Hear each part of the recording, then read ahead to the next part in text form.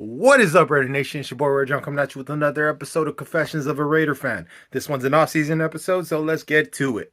For those of you that don't know what's about to happen, I tend to do these every now and then. I like to rant, I like to vent, I like to, say things that's on my mind. It's not always Raider related. Sometimes it's just NFL football related.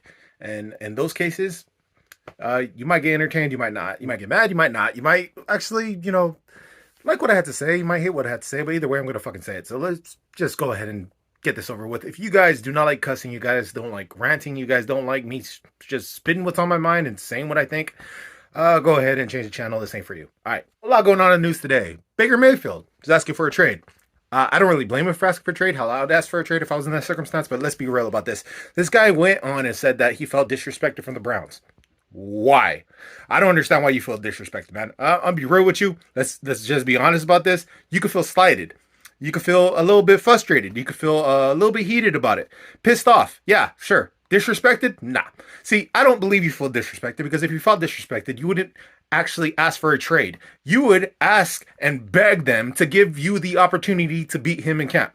Let's be real. You don't stand an Ice Cube chance in hell of beating this man out. So, there you go. Any other team, any other quarterback, I'd probably feel a little bit differently. But with this team, particular team, what the fuck did you expect? It's the fucking Browns, dude. I mean, do you even know how many fucking quarterbacks this team has gone through in the last 22 years? 31. 31. 31 fucking quarterbacks, man. They have the same amount of quarterbacks they've gone through in the last 22 years that there is teams in the NFL other than them. Like, this is not something that they are new to. This team moves on for quarterbacks quicker than Kim Kardashian moves on from her fucking ex-husbands, all right? This, not new. And then when it was linked that he might go to other teams and might be traded, Panthers came up. And, Robbie Anderson actually stated, no! Now that's disrespectful. That one is disrespectful. I'll give you that. News: Vic Fangio actually got fired from the Denver Broncos. And, this one kind of cracks me up, because the reason he got fired had nothing to do with the fact that this dude had a 19-30 record. It had nothing to do with the fact that this dude couldn't have a quarterback sustained for, I don't know, his whole entire tenure. It also didn't have to do with the fact that, he didn't even sniff the fucking playoffs. The reason why he got fired was because he could not beat this team right here. Yeah. That is funny as hell, man. That is fucking hilarious. Apparently, the reason why this guy got fired wasn't because, any of that shit. It was because the Raiders owned his ass. Man, not gonna lie. We have had a very good going with this guy when it comes to, beating him. We swept him the last 2 years, and it's not even been close, really. Mike Florio is back at it again with Derek Carr. I don't get why this dude has such a hard-on for our quarterback. I mean, let's be real about this, guys. This guy's been wrong about Derek Carr for the past 9 fucking years. Keeps saying that Derek Carr's going to get traded from the Raiders. Never does. And yet he still consistently is so fucking negative. And he's now resorting to fucking saying that Derek Carr's a phony. That Derek Carr's fake and full of crap. Okay. Let's hear this one out. So apparently this guy thinks that because Derek Carr, said he would go golfing and just leave the NFL completely if he did not play for the Raiders. And he says he doesn't believe him. There's no way of proving that, dude. Because for now and for the foreseeable future, Derek Carr is the quarterback for the Raiders. So you can't prove your statement of that he's full of shit. You can prove that, he's putting his money where his mouth is by taking a discount at fucking, a contract, which he did. So, and apparently you didn't understand why he signed that contract when they could get it out, like, after this season.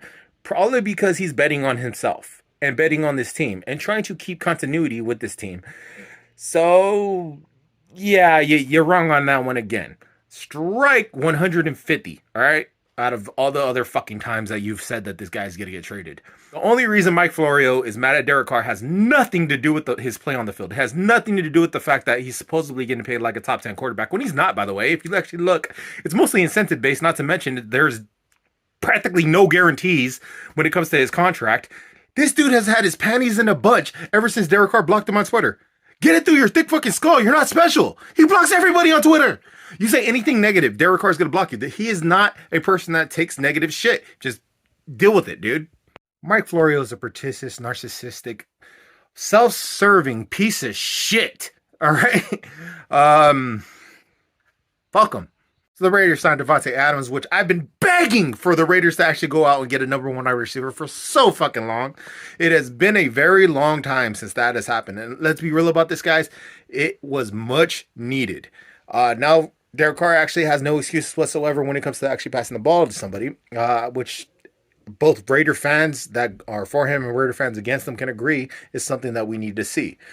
At least this route, we could finally end this debate when it comes to actually him having all the weapons needed to actually succeed in this league.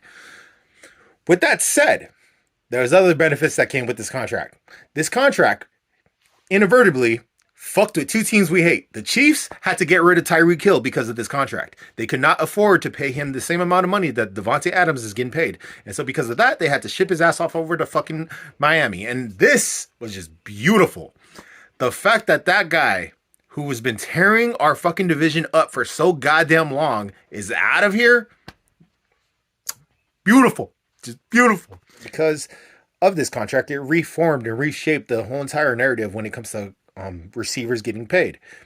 Deebo Samuels is now asking for a trade. I do not blame him for asking for a trade. That man gets used and abused more than any other fucking fullback / running back / receiver / whatever the fuck he is. Dude gets used more than any other fucking player in the league, and he deserves to get paid. Let's be real about this. He does. The fact that the Chiefs are suffering and the fact that the Niners are suffering is just, wow. That is more than icing on the cake, man. That is frosting, icing, some sprinkles. You could add a bunch of shit on that cake, man. That's just delicious, and I am enjoying it. So speaking of contracts, Trent Brown actually got a contract that was very interesting. As we all know, Trent Brown went over to the Patriots, and I understand why he went back to the Patriots. He understands the structure. He understands the system. He feels comfortable with that team, and I have no ill will when it comes to him leaving us. Let's face it. We almost killed the guy. We shot an air bubble into him. He almost died. It sucked. And I honestly don't blame him. I get it. You left. I understand. It makes sense. Let's move on from that. However, let's go on to another reason why a lot of Raider fans have a little bit of negativity towards Trent Brown. This man got the bag. Then he proceeded to take the bag, drag it all the way to McDonald's, and start spending some money. This man got so out of shape, it was ridiculous. And yeah, okay, let's be real. He did his job. He did what he needed to do, but there was certain things that we asked for him that he would not do, and he's doing for them. And I wondered why. Then it came out that this guy actually signed a contract with an incentive base saying if this dude stays in shape, he will make a shitload more money. Why the fuck didn't we think of that? Man, here's my confession today, guys. I really think we should take this idea and just run with it. We should actually give an incentive for every single one of our star players' weakness. For instance, Derek Carr. If you go the whole entire season without fumbling the ball 7 fucking times, you'll get $8 million. How about that? Love it. Josh Jacobs. You could actually play the entire season without getting injured. $13 million. Alex Leatherwood. If you could actually go the entire season without having any penalties during crucial times, you should get $10 million. The entire Raiders defense. If you could actually catch the fucking ball when it's practically thrown to you, you should get an extra $5 million each. Finally, Hunter Renfrow.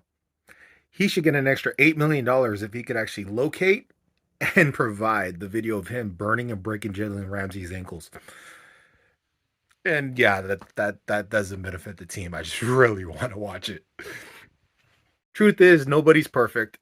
Everybody has their weaknesses and things that they can improve on. And the fact that this team actually took that and twisted it into an incentive for them to actually get better, I gotta admit, and I gotta confess, that was pure fucking genius. Respect. Fuck the Patriots, by the way. All right. Like, comment, subscribe. Y'all know the deal. Much love. See you on the next video. Peace.